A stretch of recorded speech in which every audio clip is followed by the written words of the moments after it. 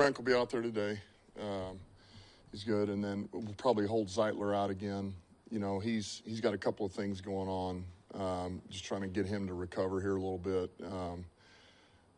But I don't see him practicing, so, you know, I'll know a lot more, this afternoon with him.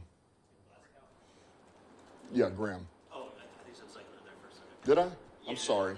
Graham. Okay. My fault.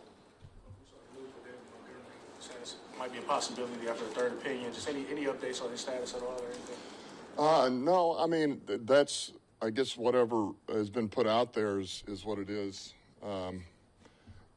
That's optimistic with a couple of doctors that he saw, the last two. So I think we may see where this thing goes. We still got a decision to make, because even if that is the case, it's a matter, do you put him on IR? Do you see, how fast he can come back from it, all that. But it certainly sounds more optimistic. It's probably the best way to say it.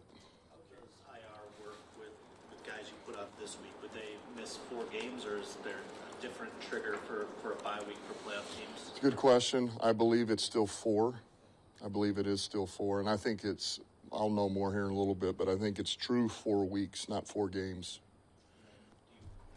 We asked about Carlton. You were still a little uncertain before you put him on IR. Is there? Yeah, I'd say nothing has changed as of right now. It doesn't look optimistic to get him back. Doesn't mean it won't, but I don't foresee that right now.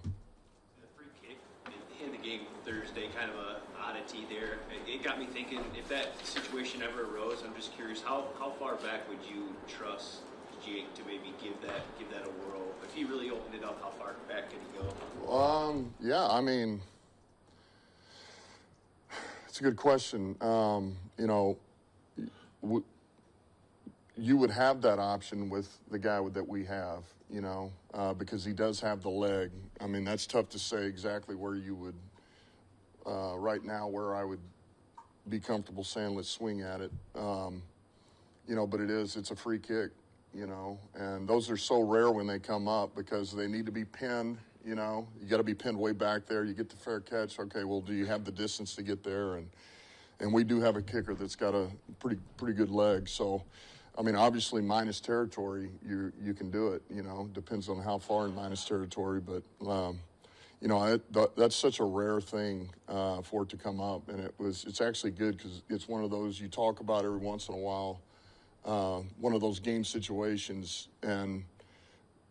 but they don't ever come out. I mean, at least we finally got fresh tape to be able to show the guy, hey, this can't happen. So, anyway, it was interesting.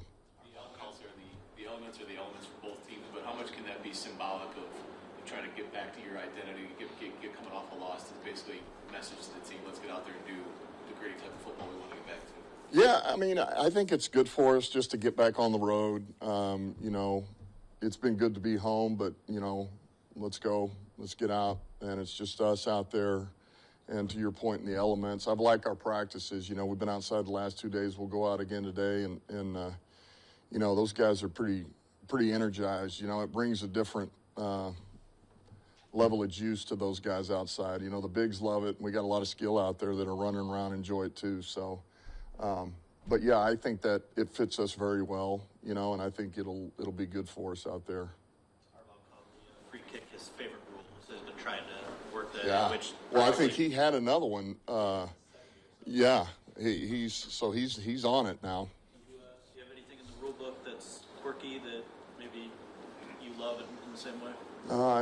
I mean, not really. I mean, that's because I think what's hard is some of these little things that could come up. By the time you practice, is it worth investing in the work that may show up once every 20 years? And if you do, how much? And so I think that's where it gets a little hard. So there's some quirky things that I think are interesting, but I just think you got to be careful how much time you invest in those things.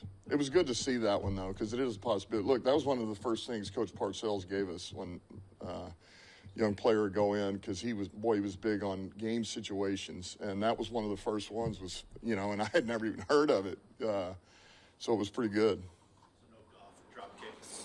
No, I don't see that. I don't see that. I think we'll stay away from those.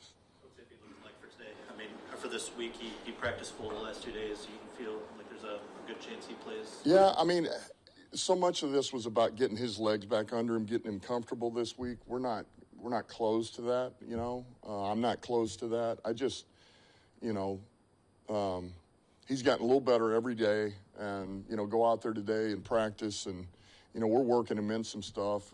Just see where he's at, you know. But it's good to have him back, and it's good to see him out there functioning, you know, working the position, and so that's a good thing.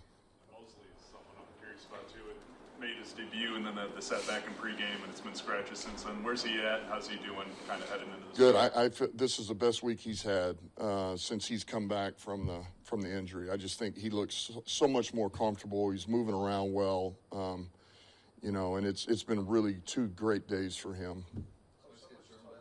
I'm sorry. Go ahead. So much to talk about your aggressive style, but and how you prepare the guys through practice through a physical approach. But can you talk about the mental approach of preparing your staff and players to play in that aggressive style? Like, how do you prepare those guys mentally for those challenges?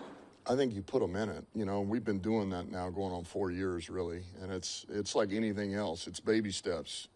You know, I mean, you got to work your way to it, and you've got to gain a confidence. And the only way you gain confidence in those situations is by being under fire and doing it in real time. So you start it in practice. You know, you begin to figure out who you can depend on, who's going to show up for you in crunch time, and then you get in the games and those guys start making plays. I mean, you can see where Goff's gone now, you know, and man, our backs, you know, David Montgomery, Gibbs, St. Brown, you know, the whole line, really. So it's just those guys have done a really good job of embracing it, and they're the ones who make it come to life. They really do. And so for them, it's the next down. It's not, oh, crap, this is 4th down. This is the next down in front of us. So we're trying to convert for a first down or a touchdown. Nice to get Trent back out there, and how's he doing so far? Yeah, really good to get him back out there. Yesterday was his first day. And so, you know, he's another one. Let's just work yourself back into practice, you know. And so we had him do a little bit of scout team. He did some individual, and that's the first step. You know, it was good to see. I don't see him playing this week, but that was good. Mahogany's been your backup the last few weeks. How ready do you feel with the rookie if you need to run him out there this week? Yeah, comfortable. I would say we were working he and Yodi on both of those and working both sides. You know, and Niche has worked a little bit of right guard for us too. So, but those two we're really comfortable with.